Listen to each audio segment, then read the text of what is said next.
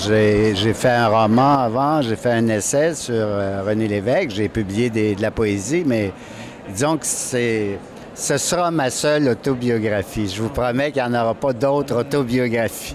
Celle-là est quand même très, très révélatrice. Vous racontez, par exemple, que vous avez eu une amitié particulière avec Claude Jutras, qui était un de vos copains cinéastes à Paris. Est-ce que vous auriez dit la même chose à l'âge de 50 ans, ou si c'est parce que c'est l'âge qui a fait que vous n'avez plus rien à perdre? Non, je pense que... Non, je pense que j'en ai pas parlé parce que il n'y avait pas de raison d'en parler. Mais c'est pas... pour moi, c'était... Oui, Claude a été amoureux de moi. Moi, je l'ai beaucoup aimé. Et je voyais pas... pour moi, c'est pas du tout un problème. Et c'est même pas... c'est drôle parce que je pense que j'ai tellement l'image de quelqu'un qui était un homme à femme que vous êtes le premier qui notait ce truc-là. Puis pourtant, pour moi, l'amitié que j'ai eue pour Claude, c'était extrêmement important. Bon, ça a été éphémère parce que oui, je suis plus porté vers les femmes, mais disons que je m'en serais pas... J'avais pas de raison de me cacher de ça mais j'avais pas non plus de raison d'en parler. Ouais. Justement, parlons-en de l'homme à femme. Vous êtes retrouvé aux Bahamas avec le goût d'une aventure d'un soir et vous avez cherché longtemps pour trouver une femme dans une scène d'alcôve. C'est-à-dire que ce qui s'est souvent produit dans ma vie, c'est que oui, j'avais une espèce j'avais des désirs tellement exacerbés, tellement forts que j'aurais fait n'importe quoi. Je le dis, je pense, dans le livre, que j'aurais pactisé avec le diable s'il avait fallu. Le problème, c'est que le moment, quand vous êtes prêt à pactiser avec le diable, vous le trouvez pas. Non, il serait peut-être d'accord, mais il n'est jamais là au moment où vous êtes prêt à pactiser avec lui. Et oui, ça j'ai passé beaucoup de temps de la première période de ma vie, si vous voulez, à répondre à ces espèces de pulsions sexuelles très intenses et qui m'ont sûrement coûté beaucoup de temps, mais en même temps, pour moi, quand je revenais sur cette période-là de ma vie, je regardais ça aussi avec une certaine autodérision parce que je suis pas du tout un Don Juan, je me suis jamais pris pour un Don Juan. Mais c'est peut-être aussi ce qui faisait que j'avais un certain succès parce que les femmes que je convoitais, si vous voulez, je leur apportais tellement d'attention qu'ils finissaient, ça arrivait souvent qu'ils finissaient par succomber à mon... Vous aviez la décapotable aussi. J'avais ce qu'il fallait aussi, là, en général. Mais c'est surtout, pour être... je pense qu'il faut surtout être intéressé aux femmes, mais il faut que ça ait l'air très sincère et il faut les aimer puis que ça soit sincère, que ça ne soit pas de la frime. Pourtant, vous n'avez pas été chanceux avec votre première femme, la blonde, comme vous le dites, et Thérèse Arbic, que moi j'ai bien détesté en vous lisant. Je ne sais pas si elle vit toujours, cette femme, cette comédienne. Oui, mais vous la décrivez pas comme étant la plus sympathique. Ben, c'est que c'était une femme d'une grande violence. Donc, c'était presque plutôt drôle, au fond.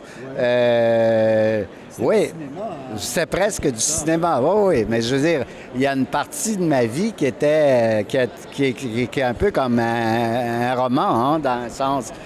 Vous avez reçu à manger chez vous, à dîner, un grand dîner bien arrosé, Robert Bourassa avec sa femme André, ainsi que Lucien Bouchard et Audrey Best. Et dans le livre, vous dites que Madame Simard a dit à un moment donné, Robert, je t'aurais pas laissé faire l'indépendance du Québec parce que Marie-Josée Raymond avait insisté, votre épouse, pour que le chat sorte du sac. Oui. Oui, mais ça a été, d'ailleurs, je décris ça, cette rencontre-là qui a été provoquée par M. Bourassa, qui m'avait demandé, quand il avait su que j'étais ami avec Lucien Bouchard, qui m'avait demandé de le rencontrer de façon discrète. Donc, j'ai fait ce dîner-là à la maison et que je décris dans le livre un peu comme un combat de boxe entre ces deux hommes-là que j'ai beaucoup aimé, que j'aime toujours beaucoup Lucien. Et j'avais appris à aimer Robert Bourassa, que j'avais commencé par détester.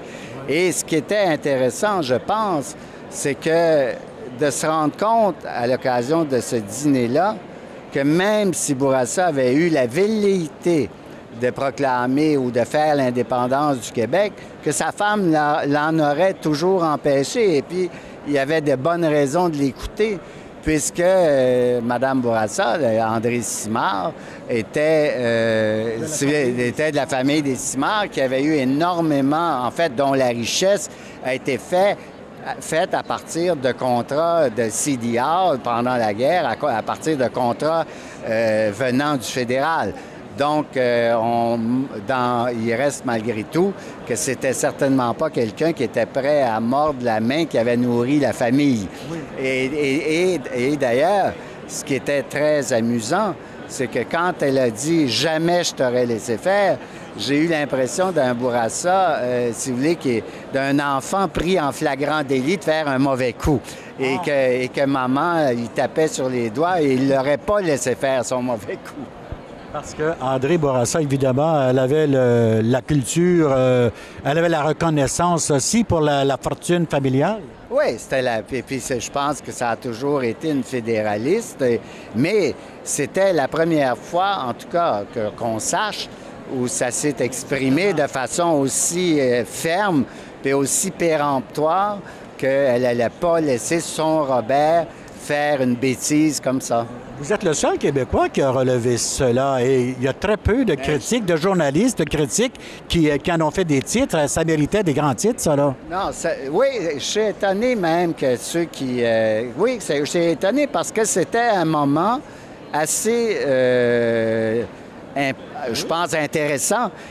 Parce que, et ce que personne n'a noté aussi, c'est que Bourassa, au dernier référendum, il nous avait promis à ce dîner-là de ne pas prendre position publiquement. Et si on se souvient, il n'a jamais fait campagne pour le non et il n'a jamais pris position publiquement. Donc, je dirais que Bourassa, comme je l'ai connu, c'était certainement quelqu'un qui aurait pu, même philosophiquement, faire l'indépendance du Québec. Même idéologiquement, il n'était pas très étranger à ça. Son quoi qu'on dise, quoi qu'on fasse, va rester de toute façon. Oui. Et puis en plus, vous savez, mais aussi, c'était quelqu'un Bourassa, je pense, c'était quelqu'un non seulement de flexible, mais aussi quelqu'un un peu mou, un peu très, très hésitant. Et puis, au fond, je pense que ça n'aurait pas été André Simard, sa femme, qu'après la défaite de Meach, quand tout le monde était d'accord avec l'indépendance, je pense qu'il l'aurait fait. Mais c'était très évident, quelques années plus tard, que jamais, en tout cas, sa femme ne l'aurait pas poussé là. On pourrait en discourir longtemps. Et moi, je vous remercie pour ces mémoires. J'ai beaucoup apprécié, entre autres, tout le chapitre sur les tisserands du pouvoir, qui est une œuvre majeure. Merci beaucoup. C'est moi qui vous remercie.